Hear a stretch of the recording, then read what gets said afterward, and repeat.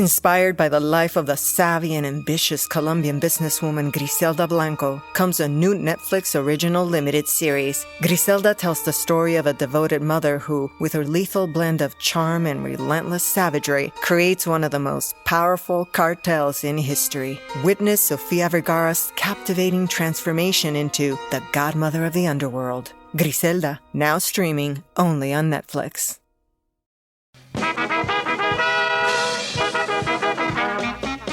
We're here to entertain you. We'll sing your songs for good times, the best times. You can't go wrong. We'll two-step, a new step. It won't be long when the Dixielanders are playing. Soon you'll be swaying, so come on, sing along.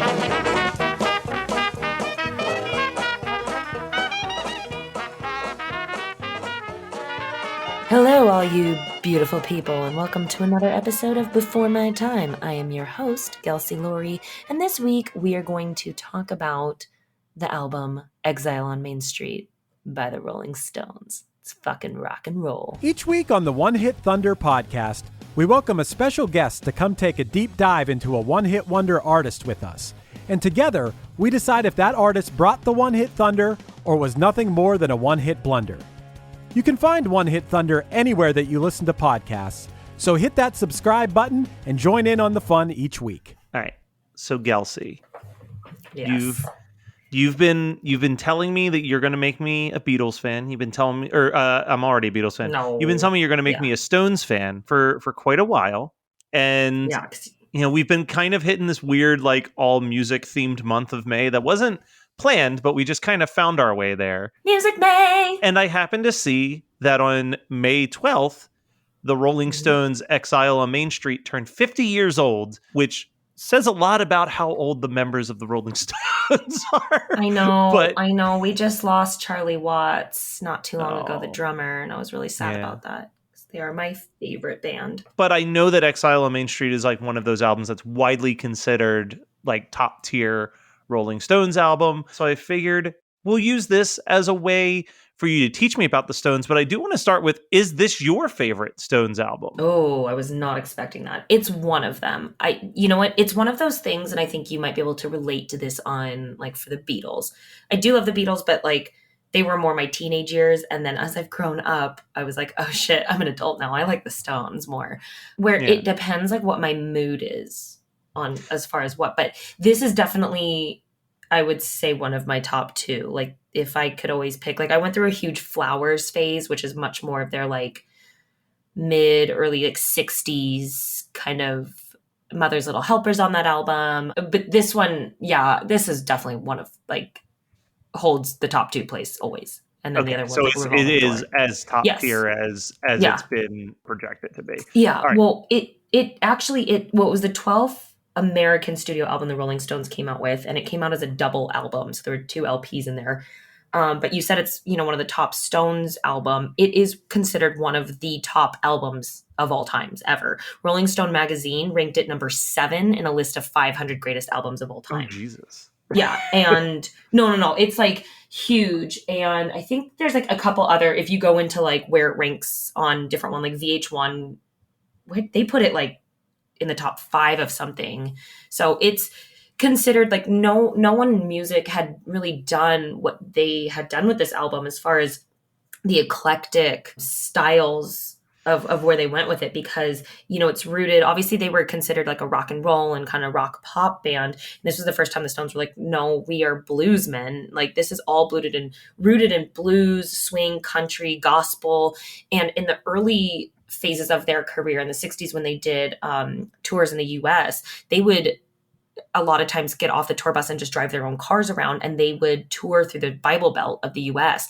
And I believe I read Keith Richards' book, Life, and his book, I think it starts off with a story of them in the Bible Belt and how much he ended up getting arrested, and there was like drugs everywhere and they're trying to hide him and stuff. It's a great story.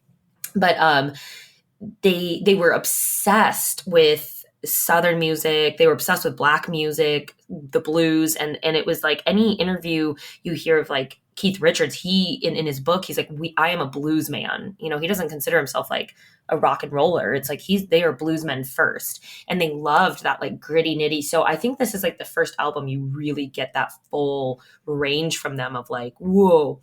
It's interesting. The reason, I mean, it's called Exile on Main Street, and I think kind of has this grit to it, is because when they began recording the album in 69 in England, like some of the songs during the album Sticky Fingers is kind of when they started. But then they continued in 71. They were actually in exile. They had to leave England and leave their homes because of for tax evasion reasons. They had a problem with their current manager who was, you know, they were like making so much money, but the kind of manager was taking it all, and they were having difficulties with that, but still keeping up this rock and roll lifestyle of cars and this and that. And so it's like, for how much money they were making, even if they weren't getting it, the taxes were still owed, and they just had no idea. And so it came to a point when they owed so much money that they didn't have that money. And so they were bankrupt initially. So one of the options was to leave England. So they kind of did like a mini farewell tour in England, and they all had to leave their homes. Their wives, kids, everyone came with them. So they went to the south of France, and they were kind of spread out. I know Mick brought his girlfriend and then ended up marrying her during this time, Bianca. Bianca was in Paris and became pregnant at the time. And then Keith moved to Nelcote, which was like a big mansion estate in the south of France in Villefranche, which is kind of close. Like you would go to Villefranche to go to Monaco or Nice, which I've been there, and I like freaked out. I had a great meal, and I was like, what? And I watched a documentary on this, and I was kind of seeing like the landscape and where the house sat in Villefranche, and I was like, I swear I've seen that. And I was like, why did I not know when I was there that this is where this album was recorded? But anyways, so they were kind of spread out. But Keith Richards had Nelcote was the villa, or this, I mean, it was huge. And they, in the basement, like that's where they recorded this album, was in the basement of Nelcote. And he lived there with Anita at the time. Was it Anita, I believe, and their child, but it was never empty. It was just kind of this open door. They were, you know, they never knew who was there, who wasn't there. And they would record in the basement, and they had this like mobile truck, and that's where the recording went through. So the wires would run from this mobile recording studio down through the house into the basement. And the basement wasn't this like one big, you know, you think of like that 70s show basement. It's like this big villa, and it had different rooms, and the acoustics were so weird. So they would all be in like separate rooms sometimes. Like the amp would be in the hall, Keith would be in one room playing while the drums were in the other room. And so they're all in separate rooms, all feeding into this mobile truck upstairs outside.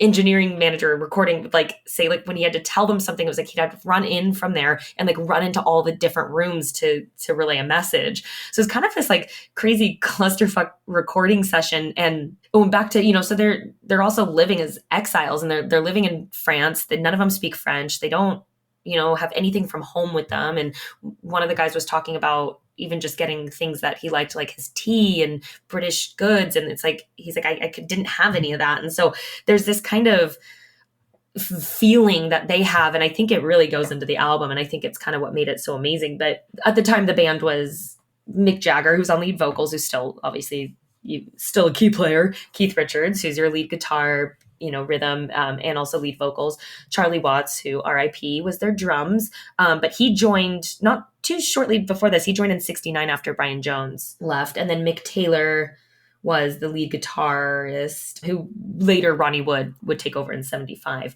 But this is Mick Taylor. And then Bill Wyman was bass. Bill Wyman doesn't stay with the group very long. After this, he leaves a few years later. But those are our key players. And then they did bring in people, came to France, like Nicky Hopkins was on keyboard. Bobby Keys was their saxophonist. They actually had like a ton of people come, but Bobby Keys had a really big part in it and had played with them for quite a bit. And he's this like Southern, I think he's Texan or something, like American. I was listening to interviews with him, and he's just like, yeah, you know, there was just booze everywhere and this, and that's rock and roll. And he's like 20 something. They're all little shits, and it's amazing. But you know, it kind of got described as like this, you don't just have the members of the Stones there, it's them, a lot of them had, you know, maybe their kids or partners, and then you have the extra couple musicians that were on the album, and then you have the recording engineers, the manager, and maybe their kids. And so it just became this like huge tribe that lived there, and they would play in the base. Like they never were all there at the same time either. Like they might be, but it wasn't like they were like, okay, tomorrow we're going to start playing at 12 p.m. this, that. It was, you know, some of them lived 6 hours away, so they would just stay a couple days and then go back to their families. You know, sometimes Mick wasn't there for periods of time because he was in Paris and Bianca was newly pregnant. So it was just kind of like whoever was there would play, and they would just jam. And someone said that it just was kind of this like shit show. Like they would play like terrible music for hours and hours and hours and just kind of work on one song. And one of them said there'd be a moment when Keith would just kind of get up and he'd look over at Charlie, and he'd kind of get control, and then they'd all just kind of come together, and then they're like, and it was beautiful. And it was like, there would just be this moment where like, this is going to happen. And it would click, and it's so cool. But yeah, it was kind of a crazy time. And this is also when Keith Richards is like heavily into smack, and he's on the heroin train at this point. And so he even says, you know, I'd be sleeping and I'd wake up and there'd be music and I'd realize I slept a whole day, or like they had a lot of drug use. And Bill Wyman said in his memoir, it's called Stone Alone, he said there was a real division between members which is great, members who freely indulged with drugs, which would have been Richards, Miller, Keyes, and Taylor, and those who abstained to a varying degree, which was like Wyman, Watts, and Jagger weren't as heavily into it. There's like tensions and whatnot, and just very unorganized. Well, let me ask, I want to stop you to ask a quick question about this, because Okay. I know that we went through how well reviewed the album was. I'm kind of curious because, I'm not the biggest Stones guy on the planet, but I know my fair share of Stones songs. And when I was scrolling through the track list, there wasn't anything that jumped out at me as like a massive Stones hit. Was this kind of one of those albums that wasn't as big at the time of release as it was when people retroactively came back to it? Yes and no. So when it first was released, it had mixed reviews and had some poor, and people were like, what is this? This isn't what we know from the Stones. But not too long after, like still in the 70s, it kind of like took time for people to marinate with it, and it had a positive reassessment. And then reviews came out that were like, this is the most brilliant thing that's ever been put out. So it wasn't like it took until there was a remaster and re-release in 2010 of the album. And it's not like it took until then for everyone to look back and go, oh, wow, we were wrong. Like that was actually so impactful. It was within the same, just a few years later. I think people just had to sit with it and revisit it because it was different and because it wasn't exactly what everyone had gotten from the Stones before. It is one of those albums that you can listen to it and you listen to a few songs and you're like, oh, okay. But even for myself with it, the more I've listened to it, the more I've realized what genius is in there and what songs are like, holy shit, this is cool. And then when you dive into where they come from and maybe how they came up with some of these songs and where the inspiration of the blues riffs and how they, it's really quite cool. There's a really good documentary called Stones in Exile, and I just watched it this week, and it's about an hour long. Like if you're interested in seeing more footage and just kind of on directly this phase where they're making this album and they're in France, this documentary is really cool. But there was one, Bobby Keys was talking, who's a saxophonist, and he had to like help Charlie Watts, who's a brilliant drummer, like find the beat on one, because there was just these different beats and rhythm with the blues and stuff. And he's like, and I was sitting there clapping along, and he's like, I don't know what cocky idea I got and little shit I was thinking that I can tell Charlie Watts where the 2 and 4 is, but I was, and he was listening, and just kind of that idea. I was dying. Well, and I do think that you're right. Like, this was my first listen to it today, getting ready for this recording. And it is kind of like, I can see where people would be kind of put off by it at first, but it is a very, I want to say inconsistent, but like you said, it doesn't kind of follow like just because the first song starts the way the first song starts, don't expect that to be the sound that follows for the entire album type vibe. It definitely is the sound of experimentation. And this was, you said, in the 70s when this came out? It was released in 72, yeah. And they really did the bulk of it, 71 was, yeah. I don't know. I feel like shame on the listeners of the 70s in the sense of like you've already had like 4 years of the Beatles putting out these records that have no consistency and you worship that. Like I don't understand. I don't I understand. think it was, Like yeah, I think it was just they weren't ready for, it's not so much that it was like experimental and so all over the place. I just think it's kind of like when we get an artist now who say like is a rap artist and they drop a jazz album and you're like, what? We don't like that. yeah. It's kind of that idea that we want to categorize people so much. And I think even Mick was saying this in one of his interviews that people do that and that they wanted to get out of that box to show him. He says, oh, that's it. He was like, the Stones is one of the most eclectic bands ever. And he's like, we're not just rock and roll and we're not just pop, or we're not, we're also blues and gospel, and he's like, we've grown up individually with our own styles. And he's like, of course I loved Elvis and this and that shows, but also, I loved the blues, and Keith Richards grew up on, Muddy Waters, and when he's talking about, and it's just like all of their individual influences, and then they came together and they would hear something and they really dove in to the South and the Bible Belt, and they would go to black jazz clubs and black blues clubs and really attached to that and pulled and were so inspired, and that was their thing. And so I agree with what he said. They are one of the most eclectic bands, but everyone just thinks, oh, they're, a 60s rock band and classic rock. I can't get no satisfaction, which is a fucking great song. But yeah, this was really like the first time they got to like just go off on their own. And I think they produced this album themselves. They had been in a lawsuit with I think it was AKO or their previous label they kind of separated from. So, they got to do it all. And that, I think that that's true as well. And there's also a piece of, I always talk about how a lot of this type of music, we discussed this briefly on the Weird Al podcast, but the idea that like very few bands outside of I would put the Rolling Stones in the exception to the rule, do justice doing what I would refer to as like white guy blues.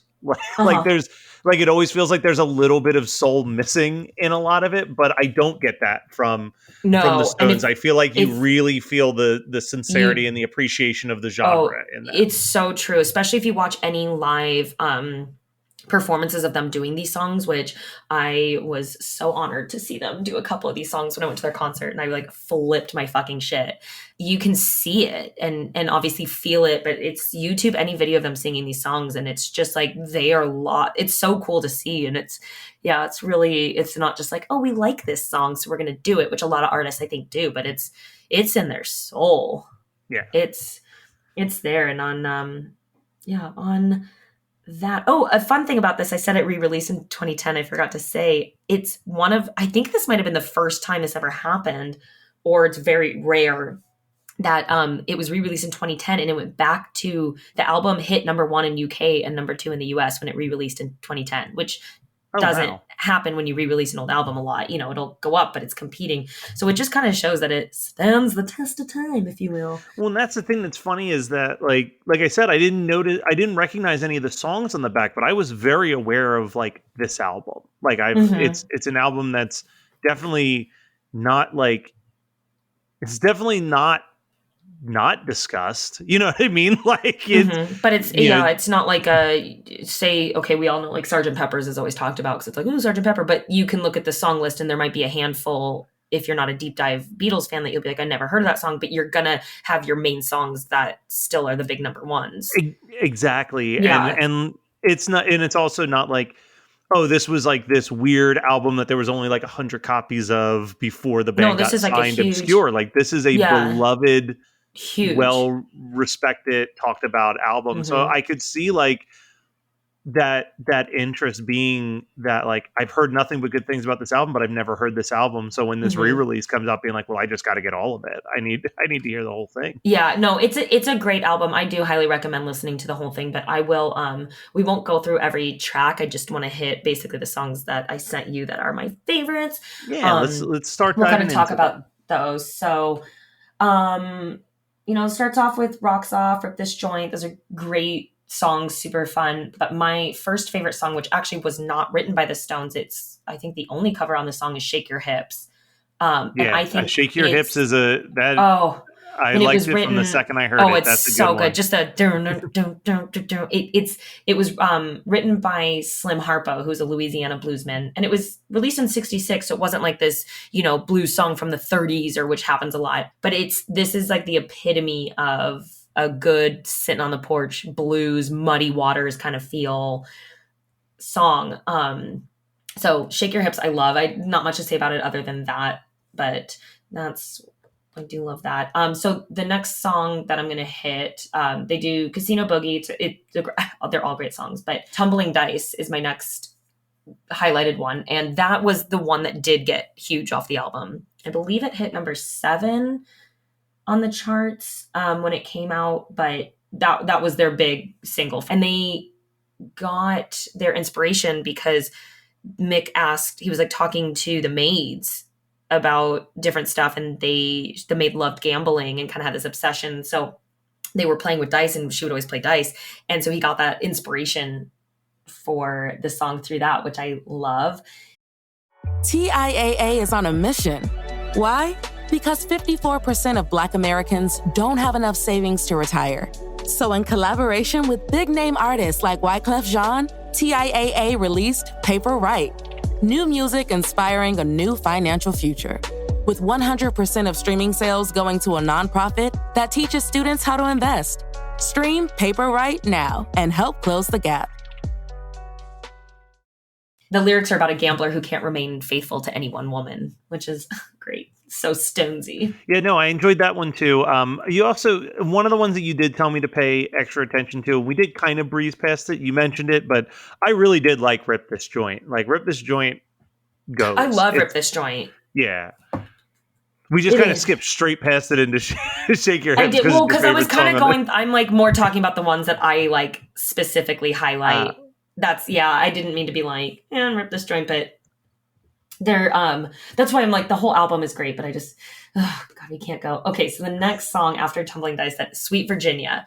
Yep. This is one of my all-time favorite Stones song. And when I went to their concert, they had their main stage and did it. And then they pulled forward to a smaller stage, and they all walked kind of on a catwalk to this smaller stage and came up with just acoustic instruments. So there was like a band, drum set up already. Keith came out with his acoustic guitar, and they all, Mick had his harmonica. And so I ran over and got like right in front, even though eventually I think I got told to move, but I was like, whatever.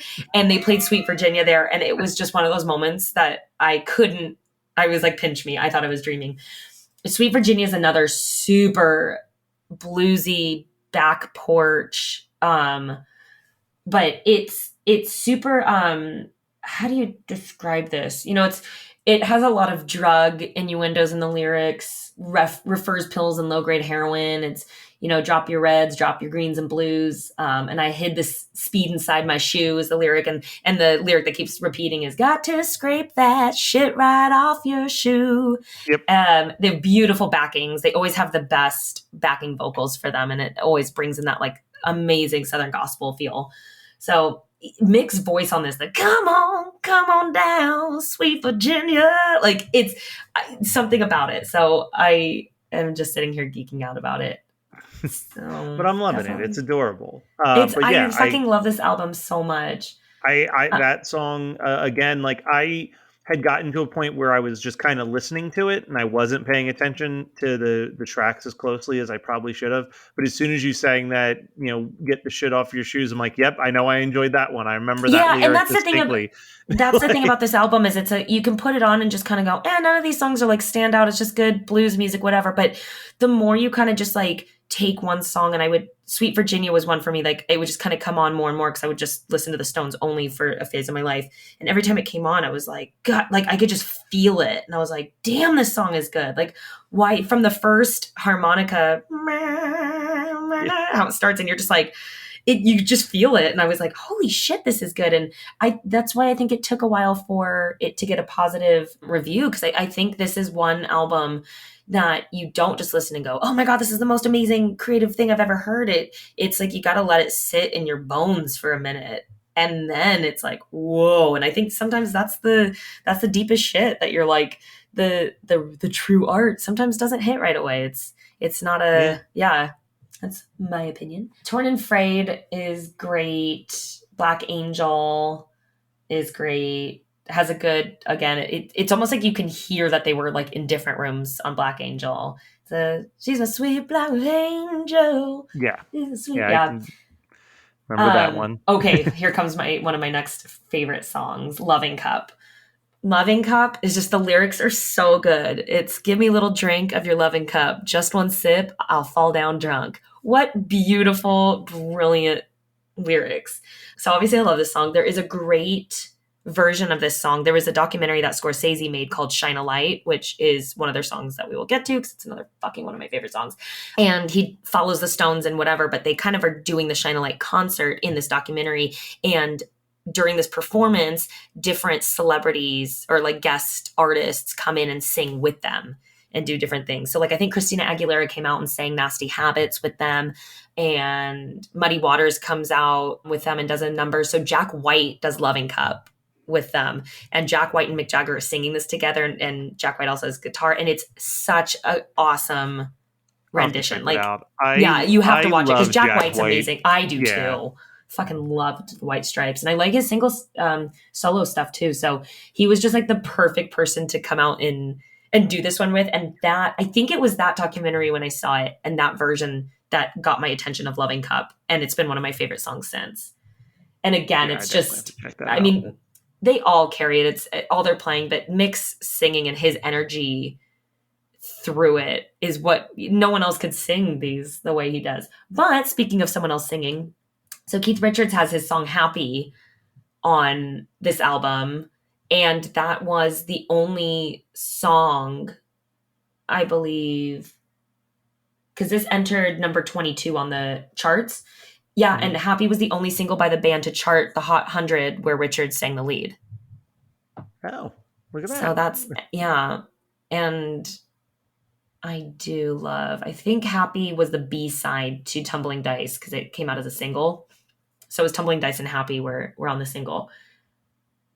And it's a great number, yeah. So definitely check that out because I do love Richard's songs.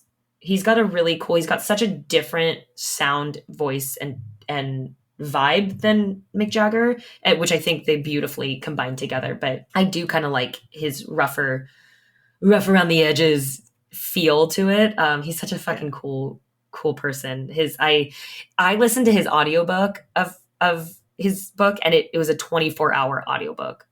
That's how long that book is. But it's cool. He reads some of it. Johnny Depp reads some of it. There's a third person that comes in and reads some of it. So it's like a really cool. Anyways, Ventilator Blues is great. I Just Want to See His Face is a real good gospel, take me to church vibe. They just nailed it. We got Let It Loose. All Down the Line is another great. They're all like, I could say something about all of them, but I'm just trying to get to like. I was gonna say you're just going through the track list at this point. It is really good. So my favorite. Okay, there you go. This is the final. Oh, there's one more song. It's so good. So my last favorite song on this album is Shine a Light, and that's inspired Scorsese to name his documentary on them, Shine a Light, and it is such a fucking good. I mean, this is like blues gospel rock had the perfect child, and it is this one. And it's just from the start of just piano accord, doom, so you reached out and stretched, that like start, and how it just picks up into, you can feel the whole congregation's hands up at the end. It's so like, I love this song so much. That's a really good way to describe the sound of that though. Yeah, like it is. Yeah, it's church hands in the air, just ready. Shine a Light was church heavy. Yeah. So this album is. I apologize. I'm seeing why you were, when I pitched this idea, you didn't even hesitate to be like, yeah, we're going to do that. Because I was like, I don't know, this might not even be that big of an album to you, but clearly. Oh my God, no, I fucking love this album. Wait, which song was it that, hang on, there was one song. Oh yeah, okay, sorry. So this is going back to Casino Boogie. I was like, I couldn't remember which. Mick Jagger like couldn't come up with lyrics for it, or he was just like, I don't know what to do. So he wrote random phrases onto torn pieces of paper and just put them in a pile and mix them all up. And then like one by one, the band members would just like pick out a line and be like, okay, that's the next line. and pick out a line and be like, okay, that's the next line. I think Radiohead did that as well, actually. Oh, really? For the album Kid A, I think Tom York said he couldn't figure out what he wanted to write about after OK Computer, but he had written down just like random lyrics and kind of similar vibe. He just put all the random lyrics that he had written during his writer's block into a hat and would just kind of pull these like verses out and just be like, all right, that's this verse, and then pull out the next one and be like, well, that's the next verse, I guess. Yeah. And it's like you would just be like, oh wow, like they must metaphorically be talking, but the words are no good, can't speak, wound up, no sleep, skydiver inside her, slip rope, stunt fire, wounded lover, got no time on hand, one last cycle, thrill freak, Uncle Sam, pause for business, hope you'll understand, judge and jury walk out hand in hand, Dietrich movie, close up boogies, kissing, cutting cans. Oh, didn't know that word. Yeah. I think that's the first time that word appeared on this podcast. Ladies and gentlemen, welcome to Gelsey saying the C word on air. Whoopsie. If, you know what, it's like the rule when I was a kid and my dad let me say the F word if it was for comedy. If I was about to tell a joke that said fuck, I had every permission in the house. I wish I had that rule. I had to come up with a way to say it, and it always just made the joke worse. It didn't do anything to help anything else. Oh, no. I'd be like, can I say the F word? I'm about to tell a funny joke. My dad's like, yes, in the lieu of comedy, always. But anyways, yeah, this album is really cool. The album cover, the art is really awesome. It's a bunch of different, it's kind of like a scrapbooky feel, different black and white photos. And Jagger even like talked about it. And he says it reflects the Stones as runaway outlaws, using the blues as its weapons against the world and showcasing the feeling of joyful isolation, grinning in the face of a scary and unknown future. So that's kind of like even the vibe they were going through during the recording of this album. And so he really was happy with the art of the front. During the 2010 re-release, they released 10 more tracks that didn't make it on the original. And I have not listened to those. And I just realized that I'd never known before. So I saw and it was like, oh my God. So I'm excited to get... So I've probably heard more of this album than you. Whatever. Because that's the version I listen to on Spotify. You're not feeling it in your bones like I am, Matt. You're not feeling it in your bones. I can tell you the exact point where I actually started to dive in a little bit to the Stones. Obviously not the level that you dove into the Stones. But this might come as a surprise to listeners who think that I'm just the coolest guy on the planet, but I'm a huge Wes Anderson fan. I love Wes Anderson. So when I was watching Royal Tenenbaums, there's a scene where they're like in this little makeshift tent and they're listening to the Stones, and they're specifically listening to the song She Smiled Sweetly.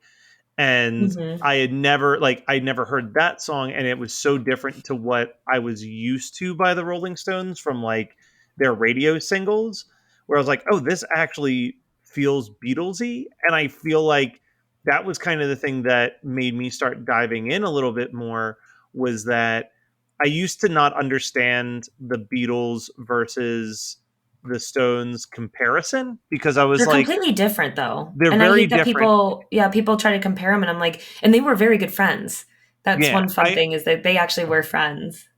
I think that the better comparison, and I mean, they are also really good friends, but I think like Beatles Beach Boys makes a little bit more sense, because they were both like really getting weird and experimental and trying to one-up each other a lot more. I don't think people realize how much of course, would love to get into the Beach Boys, and we'll find a way to creatively do it without just being... Hey, summer's coming around. There's never... Oh, gosh. And there's nothing more... like, to me, I just jamming around California with my windows down, blasting the Beach Boys is my most California life I can live. I'm sure you drive past people and they're like, oh, look at that tourist.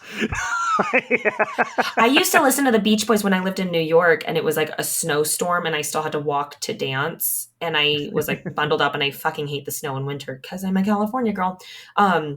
Or if it was like really cloudy, I would listen to the Beach Boys and they would make my day sunny. Like, I would always listen to the Beach Boys when it was a snowstorm to make me happy. There is definitely gonna be a Beach Boys episode in the future. But they got very experimental and psychedelic, and I don't think people realize that musically. Even like Good Vibrations, it sounds just like this, like I'm giving up good vibrations. Like, but it was a wacky, weird, like what he was doing and bringing into the recording studio. People were like, you're fucking hot. And he probably was, but like this is crazy, you're insane, this hasn't been done. And that's what the Beatles were doing, where the Stones really didn't get to that kind of level. They were more interested in diving into like the soul of rock and soul and blues. And that's the difference. And that's what I was picking up on, was I was like, when I heard She Smiles Sweetly, like, could I say, oh, that's comparable to something on Sgt. Pepper where the Beatles are at their full blown like weirdness?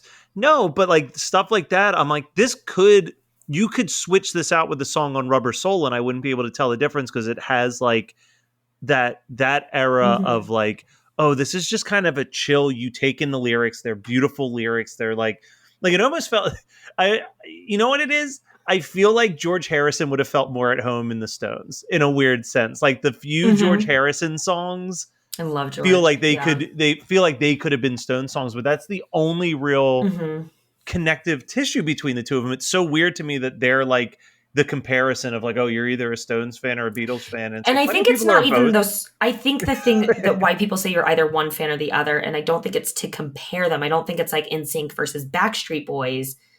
I think it's more like, well, what kind of person are you? Do you like to watch thrillers or do you like comedies? Like you wouldn't compare them, but I think it just, people either lean one way or the other. They can like both, but I think, you know, it's like, I'm a comedy person. Yeah. Yeah. And so it's like, and I used to be as a teenager, I was like Beatles. They were my life when I was 15 and I still liked the Stones. I listened to the Stones. And as I got into my 20s and now into my 30s, like I'm diehard Stones fan versus the Beatles. And I love the Beatles for what they did for music. And I still, there's so many reasons clearly that I hold them so dear in my heart. But yeah, I'm a blues girl, I guess. There we go. It is mind-blowing. And heartbreaking. How many original scripts are written every year but are never made? So we seek out these scripts and bring them to life with full audio production and professional actors. Check us out at Undiscovered Scripts. Movies made of paper. Wherever you get your podcasts. Free! So, Gelsey, one of the things that you brought up while we were talking about Rolling Stones was how you were a Beatles gal for a really long time. And then later on in your life, you kind of discovered this whole other world of Rolling Stones. Has there been any other bands that maybe in your younger years, not that you dislike them, but they were just kind of like a band that was sort of there that had a few songs you liked that later, maybe in your 20s, you were like, it just blew open this whole new world of songs to you? Yeah, for sure. I mean, I would say I got into deeper because when I was a teenager, I definitely was like so into classic rock. And so I still listen to a lot of Stones and like the Kinks. I would say the Kinks are another one where I definitely listened to a few songs when I was younger, but I've really dove into their whole song list and they got some good shit, man. We got to do the Kinks because they're definitely like a godfather of punk rock. Yeah. I would, you know what? I think a lot of like alternative bands in the 90s when I was like super young and I was kind of too young to know what was current, I dove into. And then even in like the early 2000s, like Weezer, Green Day, Modest Mouse, like that kind of phase of music, my sister was really into, and I was 3 years younger than her. And I still was in kind of this like, just like, you're an idiot. Like, she was trying to find her own and be like the rebellious teen. And I was still trying to like be mom's perfect angel. And so I didn't let myself like a lot of that because it was like she did. And now I'm re-listening to it as an adult. And I'm like, God, this shit's good. The two big ones, one was through a documentary. And I think we should do an episode about this person because I think he's fascinating. Harry Nilsson. Are you familiar with Harry Nilsson at all? Oh my gosh, I used to set my alarm to gotta get up, gotta get up. Because of Russian Doll, or just it was because of Russian Doll. But I love Lime in the Coconut. That is one of my favorite songs. And then I did sing. It's a terrible song to set for your alarm though, because it starts with this abrupt like dun dun dun dun piano, and I was like bah! And I was like, okay, this was like a funny, clever song to set, but bad, like not good for my not a way to start your day. The other one is my uncle's band. My uncle's in this large cover band. If you'd like to know more about them, you can even seek out their podcast, the Chico's Vibecast. Once a month, they take a song from their set list and kind of break down like how they learned it and transposed it and some of their memories growing up listening to that song before they became like a cover band that would play it frequently. And it's a nice little interesting podcast. But they recently did an episode on Chicago's 25 or 6-4, and I'm not a Chicago fan. See, and I was going to say, I was reminded how much I really like Chicago. Like, that is like hard rock with horns. Like, it's like these really like heavy driving stuff with multiple harmony vocals and stuff. So maybe check out like the first two or three albums. No, I know. I could. I've listened to that stuff, and I'm not saying it's not good. It is, and I respect what they have. There's just some bands that like my Just ear doesn't just is like, connect. Yeah. it just doesn't. I don't connect to it. Yeah, and like I will change the channel. Like a lot of times, the Eagles are like that for me, where I'm like, I see, and and I they're feel the great. same way They're with the doing Eagles great for the stuff, most but part. like Yeah. Eagles, most of Pink Floyd and Chicago, like they each have songs that I do stand out, and they're all amazing bands and did something so different. People like rip me apart for the Pink Floyd comment. I get it all the time, but See, I agree with you on Pink Floyd more than I agree with you with Pink Floyd and the Eagles. For Just some not reason, it just Chicago. doesn't. I'm just like, like good, but yeah. Very strange. Well, if people have other bands that they got into way too late, where can they let us know about them? Yeah, please let us know about those bands you got into way too late on Facebook. Search Before My Time and we'll pop up and be like, hey. And then on Instagram, you can search at Before My Time _podcast. You can also give us a 5-star review if you feel like it, because what a cheeky thing to do. And it's, you know what, it's a little late. Like you found that band too late, but it's still beautiful. I know you've been listening to this podcast. You can give us those 5 stars a little late. It's still beautiful. Love you guys. Bye.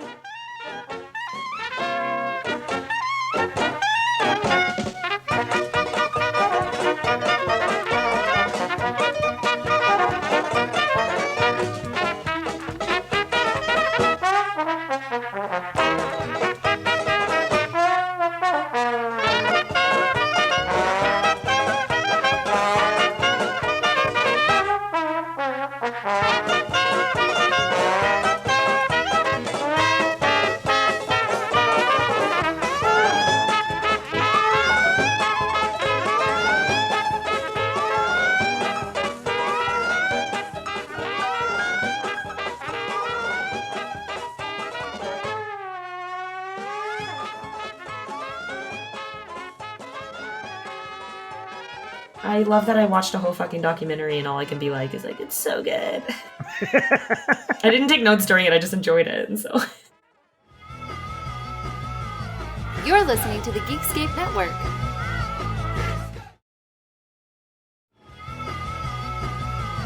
You're listening to the Geekscape Network.